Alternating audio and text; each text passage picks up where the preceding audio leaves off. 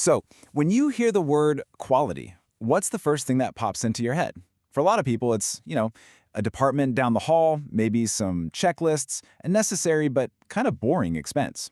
Well, today, we're going to completely reframe that whole idea.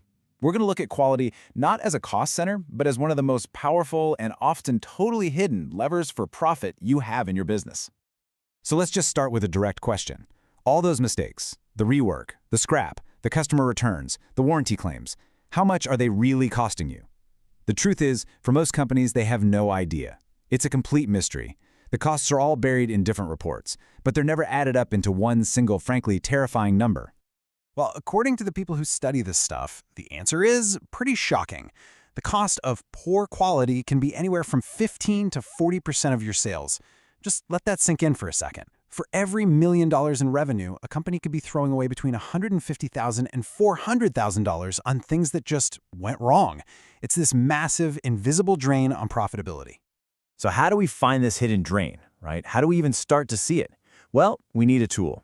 We need a framework to make all these invisible costs visible. And that tool is called the cost of quality, or COQ for short. It's designed to help us finally see, measure, and most importantly, manage these expenses. Okay, so what is the cost of quality really? The key, and you've got to get this, is in that last part of the definition. It is not the cost of making a good product. That's just your normal cost of doing business.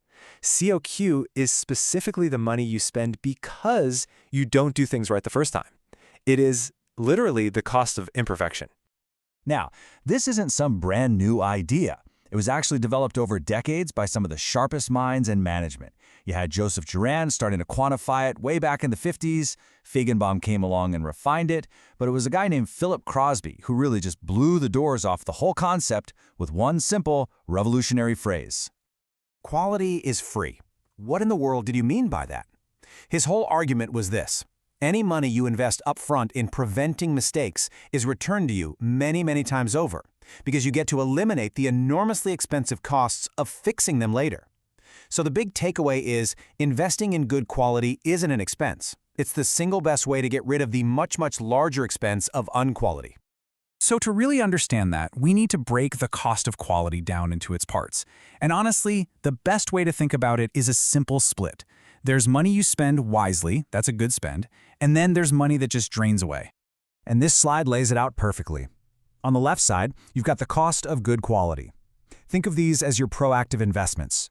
There's prevention costs, that's like training your team or planning your processes, and then there's appraisal costs, like inspections and testing to catch mistakes.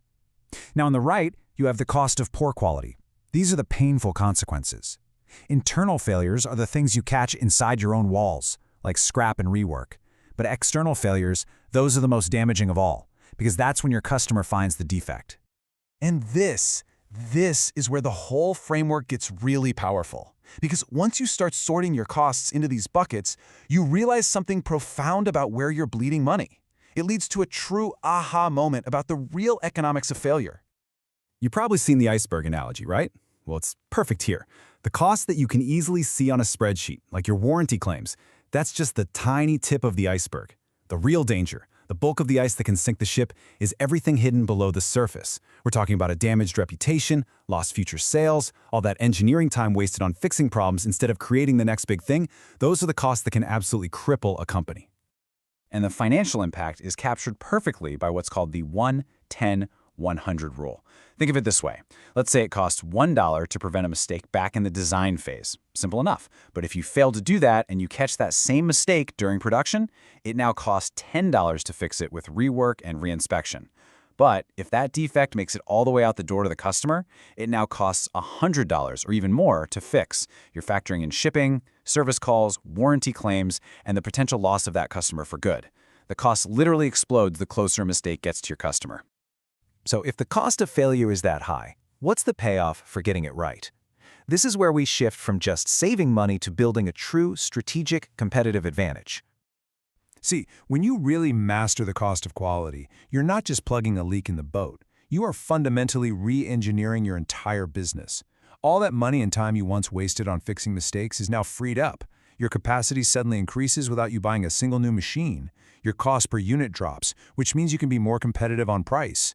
Your customers are happier, your brand is stronger, and you've built this lean, mean, disciplined operational engine that your competitors just can't copy overnight. It turns quality from a defense into a powerful offense. So we're going to end with this one question for you to think about in your own organization. Take a hard look at how you spend money on quality. Is it a proactive, planned investment in prevention and appraisal? Or is it a reactive, chaotic firefighting fund that you're constantly using to pay for rework, returns, and apologies? The answer to that question might just reveal the entire future of your company.